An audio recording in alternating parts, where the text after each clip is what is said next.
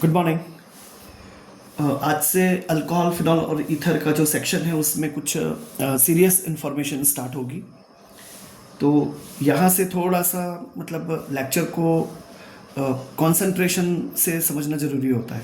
ठीक है तो बेसिक ही, लेकिन फिर भी कई बार क्या होता है डेप्थ में अगर आप बात करेंगे थोड़ा सा तो इन्फॉर्मेशन थोड़ी सी कॉम्प्लिकेटेड लग सकती है। ठीक है, तो आज हम शुरू करेंगे electronic structure of alcoholic and phenolic hydroxyl groups.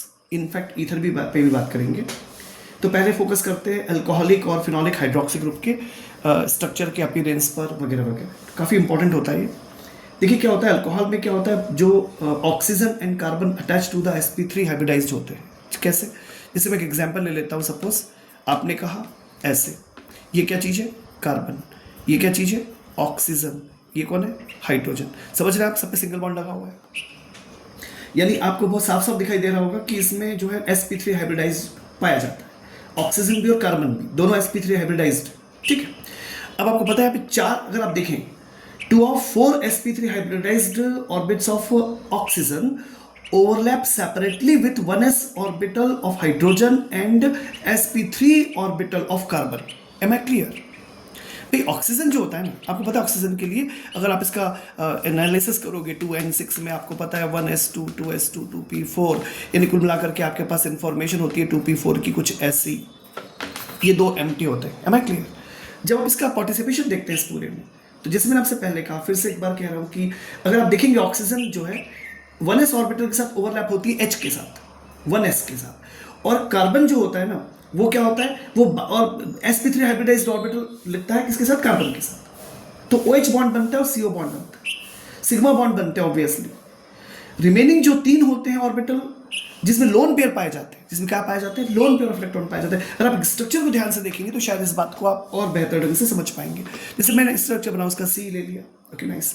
अब ये मान लो कि ये मेरे से दूर की तरफ है, दूर मतलब अवे। ठीक है, तो नेचुरली H हो गया। ये सपोज मेरी तरफ है, सपोज ये मेरी, अब इसको कैसे बनाया? ये दूर जा रहा है, मतलब ऐसे जा रहा है। अब इनसाइड मान सकते हैं पेपर, ये आउटसाइड मान लेते हैं। ठीक है, ये हो गया।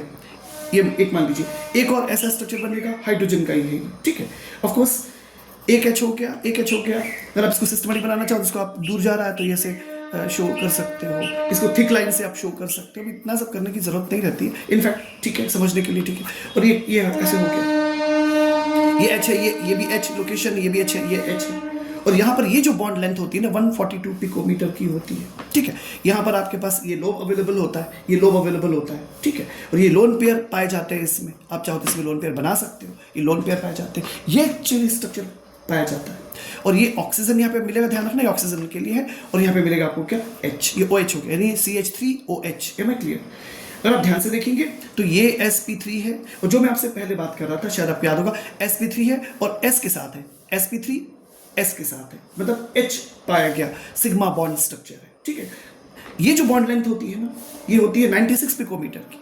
ये बॉन्ड लेंथ होती है 96 पिकोमीटर की। ये जो बॉन्ड एंगल दिख रहा है ना, ये 108 डिग्री 9 मिनट का होता है, 108 डिग्री 9 मिनट का होता है। ये बताना बहुत ज़रूरी है कि अकॉर्डिंग टू एनसीईआरटी जो टेट्राहेड्रल ज्योमेट्री का स्पेसिफिक है, उसमें एनसीईआरटी कहती है, टेक्स्ट कहती है कि 109 डिग्री 5 मिनट होता है। लेकिन शायद कुछ और भी बुक्स फॉलो किया जा सकता है। तो टेट्राहेड्रल एंगल जो होता है वो 109 डिग्री 28 मिनट का होता है, 109 डिग्री 28 मिनट्स का। ठीक है, तो जैसा भी आपको ठीक लगता है। तो ऑफकोर्स ये इस तरह से अवेलेबल हो गया। तो 108 डिग्री 9 मिनट स्लाइटली जो है ना थोड़ा सा कम हो जाता है। ये 96 पिकोमीटर हो गया, 142 हो गया, ये हो गया, ये हो गया, ये हो गया। ठीक है, अच्छा ये जो दिख रहा है आपको यहाँ पर, ये जो यहाँ सिग्मा बॉन्ड में फॉर्मेशन, ये जो CO बॉन्ड दिख रहा है, ये CO बॉन्ड में क्या है? इसमें आपको मिलेगा sigma bond. Naturally sigma bond, ये सिंगल बॉन्ड है ना, तो सिग्मा बॉन्ड है। और किसमें है? sp3 में है। समझने की कोशिश कीजिएगा, ये sp3s है क्योंकि ये हाइड्रोजन है, और ये C और O है, तो sp3 कहलाता है। ठीक है, तो ये नेचर हुआ करता है मेथनॉल का। This nature is of the methanol. I hope कि आपको ये समझ में आया होगा। इंपॉर्टेंट कंसेप्ट ये होता है कि ये जो बॉन्ड लेंथ होती है ये बहुत मायने रखती है। ये 142 पिकोमीटर है। ऑफकोर्स आप देखेंगे आगे भी ईथर के केस में ये 141 के आसपास आती है और 136 होती है, अभी हम पढ़ेंगे तो उसमें आएगा, आप समझ पाएंगे फिनॉल के लिए। तो फिलहाल तो ये स्टेटस बनता है ऑल टुगेदर। मैं फिर से रिपीट कर रहा हूँ कि ऑक्सीजन और हाइड्रोजन के बीच में sp3 और s होता है, ये सिग्मा बॉन्ड फॉर्मेशन है। कार्बन ऑक्सीजन के बीच में क्या हो रहा है, sp3 है और यहाँ पर CO बॉन्ड का फॉर्मेशन होता है। Am I clear? ये समझना बहुत जरूरी होता है। और सिग्मा बॉन्ड है डेफिनेटली क्योंकि सिंगल बॉन्ड स्ट्रक्चर से, ठीक है। तो उम्मीद है कि आपको ये समझ में आया होगा ना। अगर आप बात करो OH बॉन्ड की फिनॉल की, तो जैसे अल्कोहल्स में होता है यहाँ पर भी ऐसे ही होता है। sp3 जो होता है, sp3 किसका, कार्बन का, और s किसका है, हाइड्रोजन का। क्या बॉन्ड बनाता है, सिग्मा बॉन्ड। तो फिनॉल में भी ऐसे ही होता है, कोई इसमें शक की बात नहीं, ठीक है।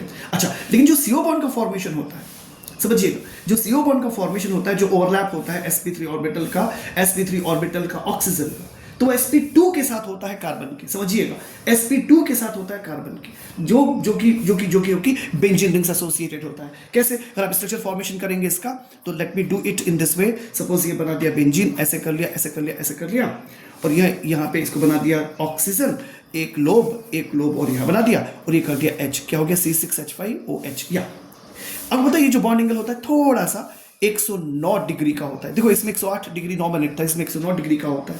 Am I clear? ये जो बॉन्ड लेंथ होती है ना, ये 136 पिकोमीटर की होती है। ध्यान दीजिए, इसके पहले 142 थी, इस बार बॉन्ड लेंथ थोड़ी कम हो गई, यानी थोड़ा मजबूती आ गई। यहाँ पर क्या है, ये लोन पेयर की प्रेजेंस होती है, यहाँ पर लोन पेयर की प्रेजेंस होती है। Am I clear? ये लोन पेयर की प्रेजेंस है, ये स्ट्रक्चर होता है फिनॉल के लिए। तो ये बताना जरूरी है कि बॉन्ड एंगल जो है अप्रोक्सीमेटली 109 डिग्री का, हम सेम मान सकते हैं, मेथनॉल जैसा ही है, ठीक है। लेकिन फिर भी बताना जरूरी ये होता है कि बॉन्ड लेंथ जो होती है उसमें डेफिनेटली ड्रास्टिक चेंजेस आते हैं। तो ये 136 हो गया, और ये जो चेंजेस होते हैं ना, इससे फर्क क्या पड़ता है, क्यों होता चाहिए, बॉन्ड लेंथ कम क्यों हो गई? कुछ रीजन है। पहला रीजन है रेजोनेंस। पहला रीजन क्या होता है, रेजोनेंस। तो as a result of which carbon oxygen bond acquires some bond, double bond characters मिल जाते हैं इसमें। Am I clear? क्यों मिल गए? क्योंकि इसमें क्या हो गया, कॉन्जुगेशन हो गया लोन पेयर का, ठीक है ना, किसके साथ में, ऑक्सीजन के साथ में, विद द बेंजीन रिंग। तो नेचुरली रेजोनेंस स्ट्रक्चर पाया जाता है कॉन्जुगेशन के कारण, ऑक्सीजन का कार्बन के साथ, थोड़ा टफ होगा, ऐसे ही लिखिए, ये कहानी हो गई। Am I clear? तो रेजोनेंस पहला कारण होता है। दूसरा रीजन होता है sp2 हाइब्रिडाइज्ड जो स्टेट होता है, जिसमें कार्बन ऑक्सीजन से जो अटैचमेंट होता है वो ज्यादा होता है, क्योंकि sp2 है, आपको पता डबल बॉन्ड में एक सिग्मा और पाई भी आएगा, तो नेचुरली वो अटैचमेंट ज्यादा होता है। तो रेजोनेंस भी एक इफेक्ट होता है, और sp2 हाइब्रिडाइज्ड स्ट्रक्चर का रीजन भी काम करता है। तो ये सिंपल सी कहानी। इसके परिणाम क्या निकलते हैं? You may speak in this way, of course, that since the oxygen atom is more electronegative than both carbon and hydrogen, the electrons of the CO and OH bonds are little more displaced towards the oxygen atom. Am I clear? So as a result, the electron density near the oxygen atom is slightly higher than that of the carbon and hydrogen. Am I clear? मतलब density on oxygen is definitely more in comparison to the carbon and hydrogen, definitely it happens over here. So what next? So आप ऐसा भी तो बोल सकते हो कि इन alcohol का जो मॉलिक्यूल होता है is dipolar in nature, with the oxygen carrying a partial negative charge character and carbon और hydrogen consisting the positive charge character।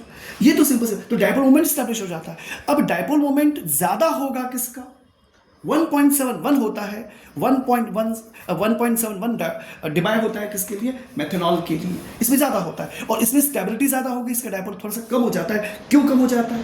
Phenol का डाइपोल मोमेंट मेथनॉल से कम क्यों है? फिनॉल का डाइपोल मोमेंट कितना होता है, अप्रोक्सीमेटली 1.54 होता है, ठीक है। तो फिनॉल का होता है 1.54 डिबाई, इसका होता है 1.7। काय को हो गया ऐसा, इस फिनॉल में ऐसा क्या हो गया? रीजन बहुत सिंपल सा है, क्योंकि इसे it might be because of the fact that the CO bond in phenol is less polar due to electron withdrawing effect of the benzene ring, while in methanol CO bond is more polar due to electron donating effect. Am I clear? तो इसमें जो concept है electron withdrawing effect का होता है, उसमें electron donating effect का होता है, इस कारण से डिफरेंस देखने को मिलता है। That's a beautiful approach. Am I clear? थोड़ा सा कॉम्प्लिकेटेड लग सकता है, but it is not that much complicated. Okay, तो this is the entire story regarding the methanol and of course the phenol.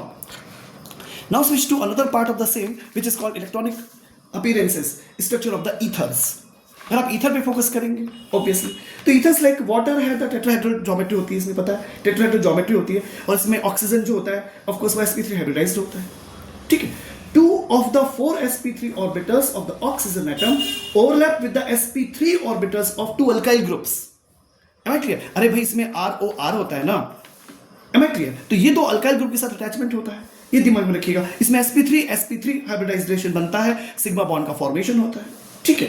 अच्छा, जो दो तो इसमें अटैच हो गए, दो जो बचे हुए sp3 ऑक्सीजन के साथ थे वो लोन पेयर ऑफ इलेक्ट्रॉन के साथ अटैच होते हैं। यदि हम इसका स्ट्रक्चर बनाने की कोशिश करें तो शायद बना सकते हैं ऐसे। मैंने यहाँ लिखा CH3, यहाँ लिखा ऑक्सीजन, यहाँ लिखा CH3। अब आप फिर से वही कहोगे तो ये हो जाएगा एक स्ट्रक्चर, ये हो गया, ये हो गया आउटवर्ड्स, मतलब मेरी तरफ हो गया, ठीक है, ये मेरी तरफ ऐसे हो गया। यहाँ पे लिख देते CH3 और ये हो गया। अभी चाहो तो यहाँ पे छोटे छोटे नन्हे नन्हे लोब बना सकते हो, ये तो मेरे ज़्यादा काम के नहीं है पर फिर भी स्ट्रक्चर्स में आते हैं ना ऐसे। तो ये और ये लोब बड़ा बना दिया आपने ऐसा, और ये ऐसे कर दिया। इसमें पाया जाता है लोन पेयर ऑफ इलेक्ट्रॉन, इसे पाया जाता है लोन पेयर ऑफ इलेक्ट्रॉन, और ये लोन पेयर है दोनों। और ये क्या चीज़ है? sp3 हाइब्रिडाइज्ड है, ये भी sp3 और ये भी sp3 हाइब्रिडाइज्ड है। Am I clear? ये जो बॉन्ड लेंथ होती है ना, ये 141 पिकोमीटर की होती है। याद होगा मेथनॉल में 142 हुआ करती थी, ये 141 पिकोमीटर की होती है। और ये जो एंगल होता है ना, ये 111.7 डिग्री का होता है, 111.7 डिग्री का होता है बॉन्डिंग। M I clear? तो ये सिंपल सा स्ट्रक्चर पाया जाता है, ठीक है। अच्छा, अब फिर से वही बात आती है, इसमें COC बॉन्ड एंगल जो दिख रहा है ether slightly greater than that of the tetrahedral angle. Tetrahedral angle आप किसको मान सकते हो? 109 डिग्री। अब 28 मिनट को मान लो या 5 मिनट को मान लो, एज यू प्लीज, ठीक है। तो इसमें मतलब मेरी तरफ से तो 109 डिग्री 28 मिनट्स ज़्यादा, ठीक है। तो इस ये जो टेट्राहेड्रल एंगल होता है इस थोड़ा ज़्यादा होता है, ठीक है। क्यों ज़्यादा होता है भला? क्योंकि इसमें बिकॉज ऑफ द रिपल्सिव इंटररिएक्शन, इसमें क्या कह सकते हैं आप, रिपल्सिव इंटररिएक्शन पाए जाते हैं, ठीक है। किसके बीच में? टू बल्कि आर ग्रुप। भाई आर ग्रुप के जो इलेक्ट्रॉन्स के बीच में रिपल्शन पाया जाता है, तो इस कारण से क्या होता है, तो COC बॉन्ड एंगल इन, जैसे मेथॉक्सीमेथेन हमने लिया, CH3OCH3 लिया ना, तो मेथॉक्सीमेथेन मतलब इसको डायमेथाइल ईथर कहते हैं, हैज बीन फाउंड 117.7 बढ़ जाता है, 111.7 डिग्री बढ़ जाता है। जबकि इसे बॉन्ड लेंथ क्या पाई जाती है? 141 पिकोमीटर, जैसे कहा था, almost the same as alcohol. तो बॉन्ड लेंथ तो 141 is very much closer to 142, लेकिन जो बॉन्ड एंगल होता है वो बढ़ जाता है बल्कि अल्काइल ग्रुप के इलेक्ट्रॉन के रिपल्शन के कारण। तो कॉजेज जो होते हैं सबके बहुत क्लियर होना जरूरी है। तो have a quick look once again. जैसे आपने कहा CH3OH की बात की आपने, तो बॉन्ड लेंथ आपको पता हो 142 हो, यही कंपैरेबल होती है ईथर के, 141 होती है। ये 108 डिग्री नॉमिनेट होता है, ये 96 होता है। sp3 और S होता है O और S के बीच में, मतलब S मतलब H के बीच में। Am I clear? अरे हाइड्रोजन में तो S ऑर्बिटल होता है ना।